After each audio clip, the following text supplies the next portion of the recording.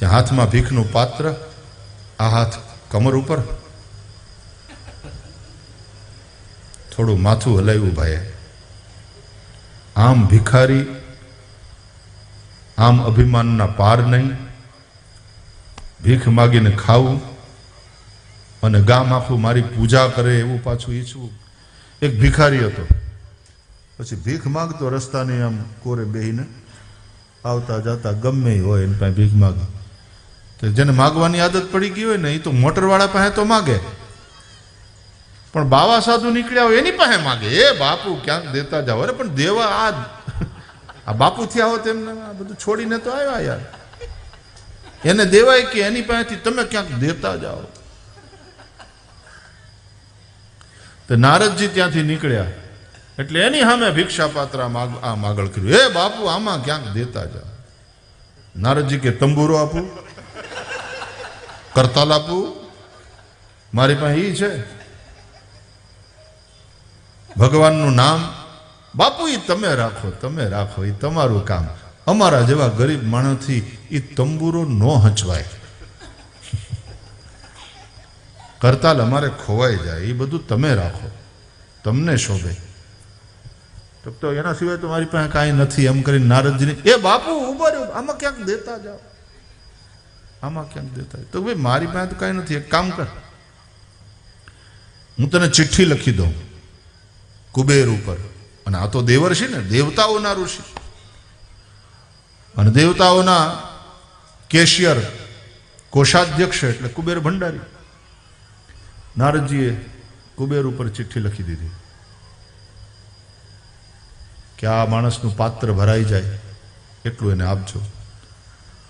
જા ચિઠ્ઠી લઈને જા કુબેર પાસે, એ આપશે. અરે બાપુ ધન ઘડી ધન ભાગ, તમારે તો મોટા મોટા માણસો બધા તમારા ચેલા, તમે એક ચિઠ્ઠી લખી દો ને તો અમારું કામ થઈ જાય.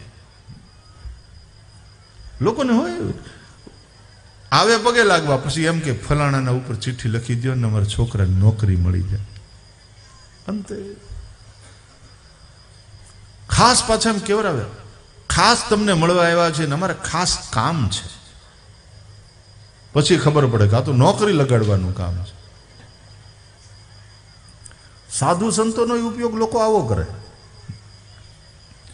તે ચિઠ્ઠી લખી આપી નારદે, ગયો કુબેર ભંડારીના ધામમાં. જેવો ગયો ને તો ન્યા ઓલા દ્વારપાળોએ રોક્યો એ ભિખારી. એ કઈ બાજુ? કઈ બાજુ એટલે કુબેરજીને મળવાનું છે. કે એમ થોડા મળતા હશે, કઈ રસ્તામાં પડ્યા છે કુબેર ભંડારી તારા જેવા ભિખારીને ગમે? અરે કે મળે કેમ નહીં? નારદજીએ ચિઠ્ઠી લખી આપી છે, નારદજીની ભલામણથી આવ્યો. નારદજીનું નામ સાંભળ્યું ને એમ? ઓહો, ઉભા રહ્યો ભાઈ, ઉભા રહ્યો. તમે થોડી વાર બેસો, ચા લેશો, ઠંડુ લેશો, ગરમ લેશો? એને તો અછોવાના થવા માંડ્યા. એટલે બેઠો બેઠો પાછો કે એકલા દૂધની મસાલાવાળી હાલશે.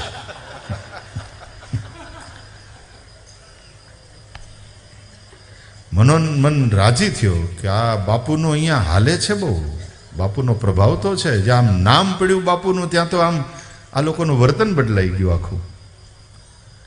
અંદર જઈને પેલા દ્વારપાળોએ કુબેરજીને કીધું, પ્રણામ.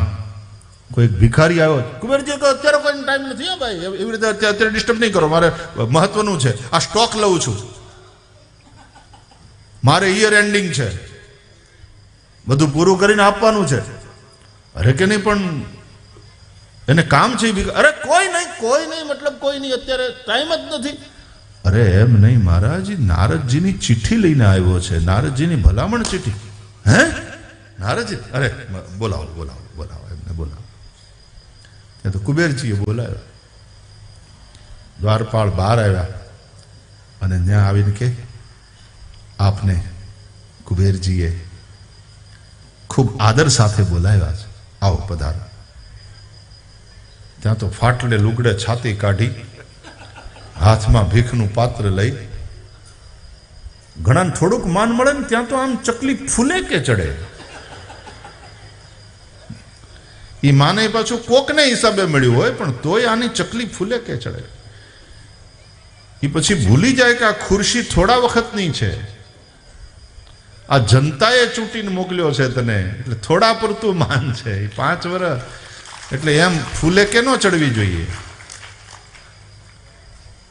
મને આપણા આદરણીય પ્રધાનમંત્રી શ્રીની આ વાત ગમે કે પ્રધાનમંત્રી પ્રધાન સેવક એવું એમણે કહ્યું. અચ્છી વાત. છાતી કાઢીને આવ્યો.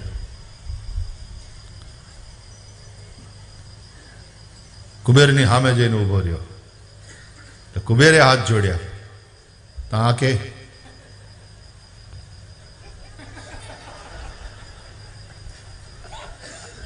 હવે એને માન લેવાની ટેવ પડી ગઈ. સામે નમસ્કાર નહીં કરવાના.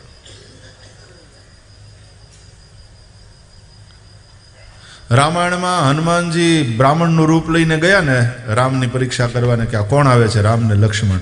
એટલે ત્યાં જઈ અને વિપ્ર રૂપ ધરી કપિતઃ ગયું અને નાઈ માથ પૂછ અસ ભયું. અને ત્યાં જઈ માથું નમાવીને રામને પૂછ્યું કે કો તુમ શ્યામલ ગૌર શરીરા છત્રી રૂપ ફિરહુ બન બીરા. તે ઘણાને એમાં વાંધો પડે. હનુમાનજીએ બ્રાહ્મણનું રૂપ લીધેલું, પછી પગે ન લગાય. રામ ક્ષત્રિય છે, બ્રાહ્મણો ક્ષત્રિયને પગે ન લાગે. એમ તુલસીદાસજી આમ કેમ લખ્યું? નાઈ માથ પૂછત અસ ભયું. એમાં એને વાંધો. એને એમ થાય કે બ્રાહ્મણ એટલે એનાથી કોઈને નમાય જ નહીં. અરે માથું જ નમે ને બ્રાહ્મણી માથું છે. બ્રાહ્મણ એટલે સમાજનું માથું. બ્રાહ્મણોસ્ય મુખમાસી, માથું નમે. બ્રાહ્મણે નમાય નહીં એવું કોણે કીધું? અમને ઘણા કે તમે વ્યાસપીઠ ઉપર બેઠા છો, તમારે આમ કોઈ ન નમાય, બીજા બધા તમને નમે બરાબર. એવું એવું ક્યાં? તો શ્રી રામમાં સબ જગ જાની કરો પ્રણામ જોરી, પરસ્પર અભિવાદન કરો. એટલે કે નહીં, તમારે તો આમ જ રખાય હાથ. ઘણા આમ જ હાથ રાખીને પાછા ફોટા પડાવે ને, આમ આમ ફોટા. અને ફોટામાં પાછું આર્ટિફિશિયલ કુંડાળું કર્યું હોય તેજનું. તેજો વલાય. આમ ભલે ને 0 ના બલ્બ હોય, પણ ન્યા તો આમ તેજ દૂર દૂર સુધી આમ ફેલાતું હોય. એવા ફોટા ને ને સારું છે. એમાં સાધુ પુરુષો તો આશીર્વાદ આપે, મહાપુરુષો આશીર્વાદ આપે, એ બરાબર છે. પણ આપણે હામ હામે આમ કરીએ એમાં શું વાંધો છે? પણ પરસ્પરમ ભાવયંત. હનુમાનજી બ્રાહ્મણનું રૂપ લઈને ગયા હતા અને પછી રામ તો ક્ષત્રિય કહેવાય. બ્રાહ્મણ કઈ ક્ષત્રિયને પગે લાગે? એ ખોટી વાત છે.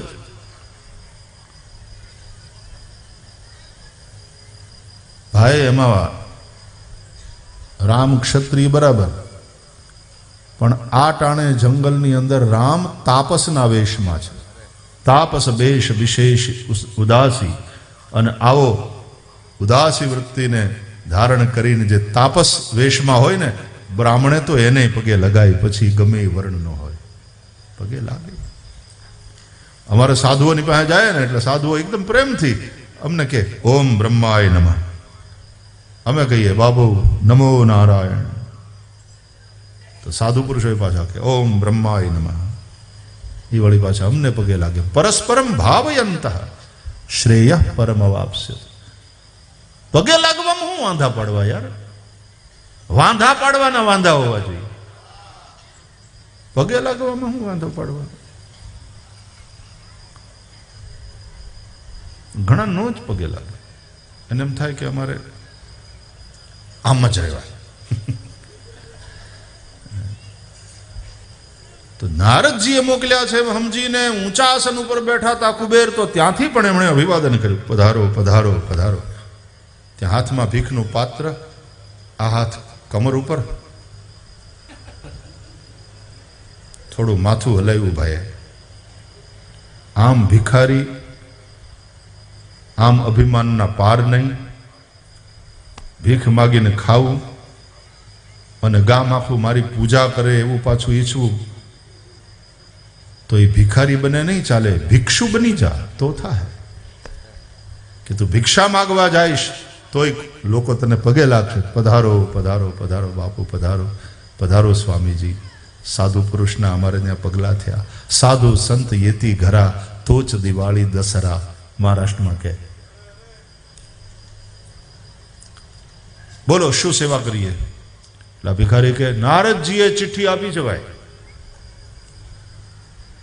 એના હુકમ પ્રમાણે મારું આ પાત્ર ભરી દેવાનું છે તમારે. નારદજીએ ચિઠ્ઠી લખી છે અને આમાં લખ્યા પ્રમાણે તમારે મારું પાત્ર ભરી દેવાનું થાય. હા, મોટાની ભલામણ હોય ને ત્યાં તો ભાષા બદલાઈ જાય.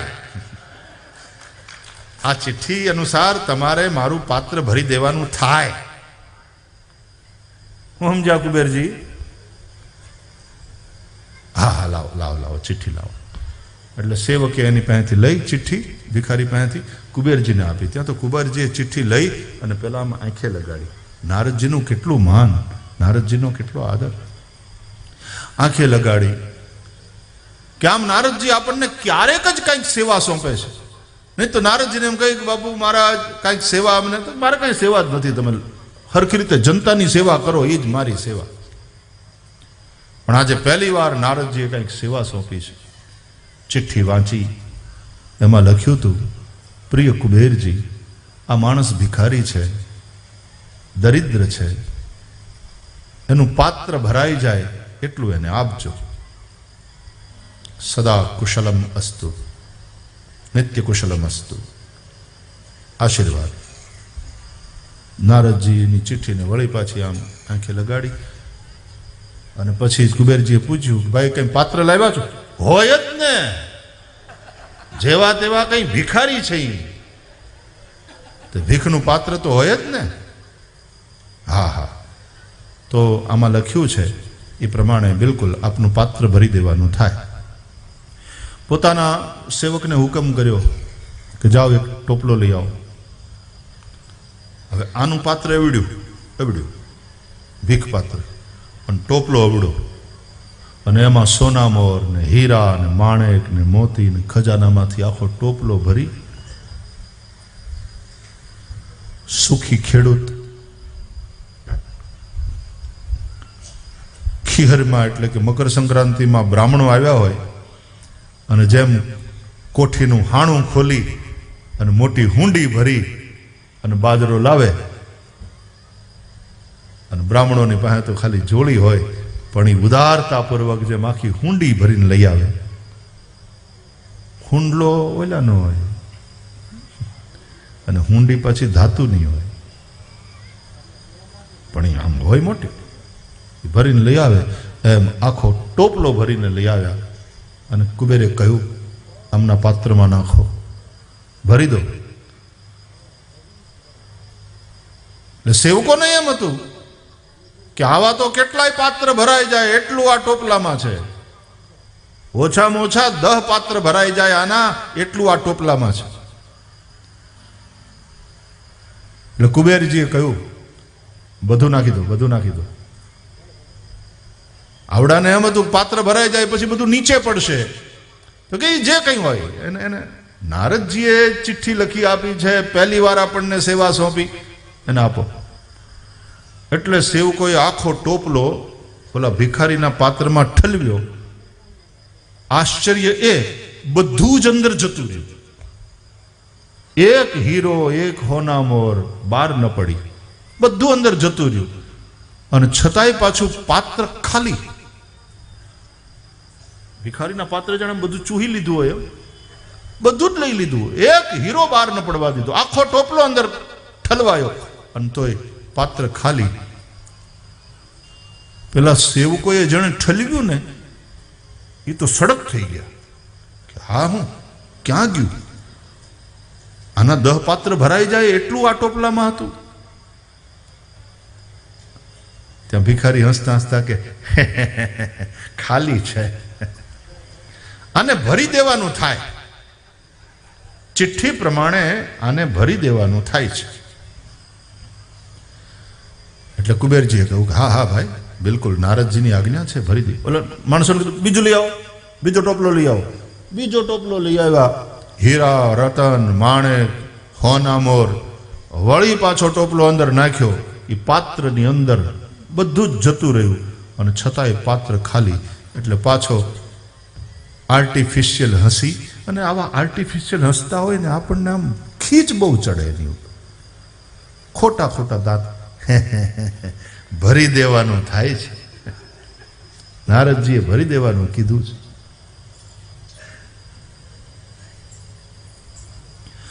કુબેરજીએ કહ્યું નારદજીની આજ્ઞાનું પાલન કરવું પડે, ભરી દો એના પાત્રને. પછી તો લાઈન લાગી, ટોપલા ભરી ભરીને લાવતા જાય, આના પાત્રમાં ઠાલવતા જાય અને આનું પાત્ર ખાલી ને ખાલી. કુબેરનો અડધો ખજાનો ખાલી થઈ ગયો તો આનું પાત્ર ભરાયું નહીં. સેક્રેટરી આવીને કાનમાં કહ્યું અડધો ખજાનો ખાલી થઈ ગયો.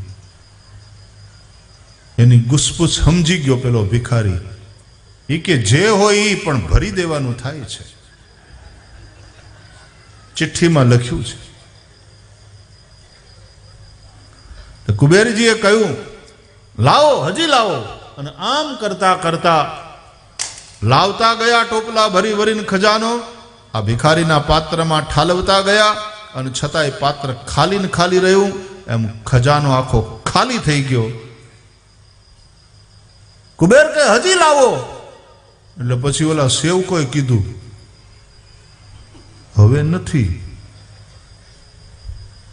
કુબેરને પરસેવો વળી ગયો. કુબેર ભંડારી, એનો ખજાનો ખાલી થઈ ગયો અને છતાં તાવડો પાછો કે ઊંધું કર્યું, ખાલી છે, ભરી દેવાનું થાય છે. તમે વાંચી લો, ચિઠ્ઠી વાંચો તમ તારે, એમાં નીચે નારદજીની સહી છે. આ ભરી દેવાનું થાય છે. કુબેરને એમ થયું કે મારો ખજાનો ખાલી થઈ ગયો અને છતાં આનું પાત્ર ન ભરાયું. દુઃખ તો એ વાતનું છે, ખજાનો આખો ખાલી થઈ ગયો એનું દુઃખ નથી, પણ નારદજીની ચિઠ્ઠી અનુસાર, એની આજ્ઞા અનુસાર આપણે આનું પાત્ર ન ભરી શક્યા, આનું પાત્ર ખાલી જ રહ્યું. દુઃખ એ વાતનું છે. એ કુબેર ઊભા થયા, પેલા ભિખારીની પાસે આવ્યા અને કે મહાનુભાવ, હું તમારું પાત્ર જોઈ શકું? એટલે કે હા જુઓ ને, એમાં હું. એમ કરીને ભિખારીએ કુબેરના હાથમાં પાત્ર આપ્યું. કુબેરે પાત્ર આમ ફેરવીને જોયું તો એ બીજું કાંઈ નહોતું, એ મનુષ્યની ખોપડી હતી.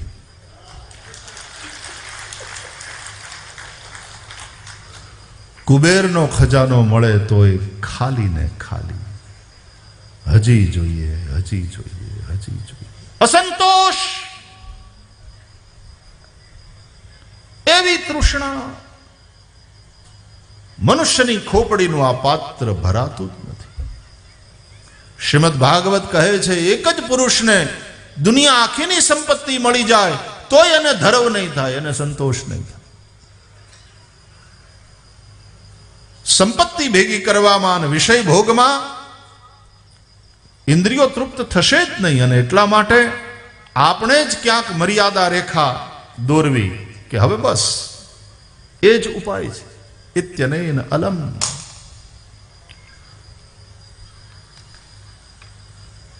ભગવાનની આ કથા